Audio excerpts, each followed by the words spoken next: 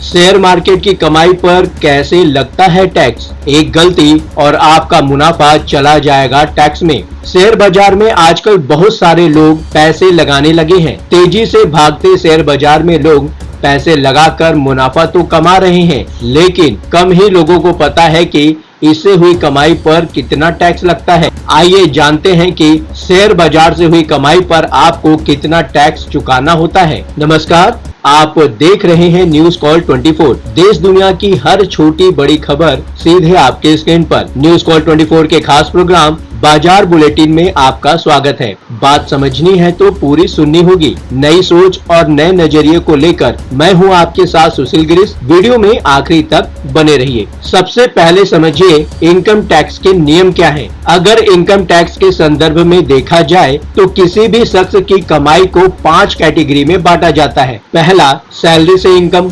दूसरा, house property से income. तीसरा, बिजनेस या प्रोफेशन से इनकम। चौथा, कैपिटल गेन से इनकम। और पांचवा, अन्य सोर्स से इनकम। किस कैटेगरी में आती है शेयर बाजार की कमाई, ये हमें सबसे पहले समझना होगा। अगर आप शेयर बाजार में पैसे लगाते हैं तो आपकी कमाई पर या तो कैपिटल गेन के तहत टैक्स लगाया जाएगा या फिर अन्य सोर्स के तहत। अगर आप शेयर खरीदने और बेचने से पैसे कमाते हैं तो उन्हें कैपिटल गेन माना जाएगा, जबकि डिविडेंड से हुई कमाई अन्य स्रोत के तहत आती है। अगर बात कैपिटल गेन की करें तो यह 2 तरह का होता है। पहला है लॉन्ग टर्म कैपिटल गेन, जो तब होता है जब आप किसी शेयर को कम से कम 1 साल के बाद बेचते हैं। इस पर आपको अभी तक 1 लाख रुपए तक के इनकम पर टैक्स छूट मिलती थी, जिसे इस बजट में बढ़ाकर 1,25,000 रुपए कर दिया गया है। वहीं इससे अधिक कमाई पर पहले 10% का फ्लैट टैक्स लगता था, जिसे इस बजट में बढ़ाकर 12.5% तक कर दिया गया है। वहीं दूसरा है शॉर्ट टर्म कैपिटल गेन, जो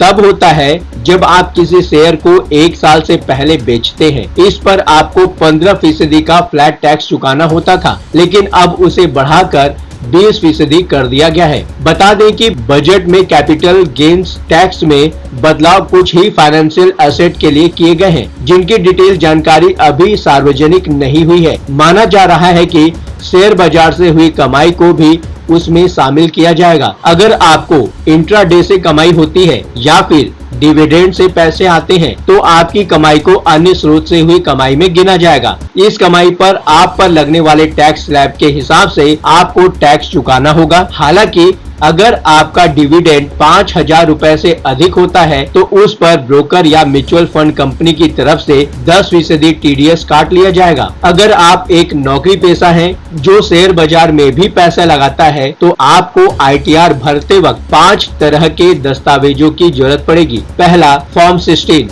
दूसरा, फॉर्म 26AS। तीसरा, एनुअल इंफॉर्मेशन स्टेटमेंट AIS।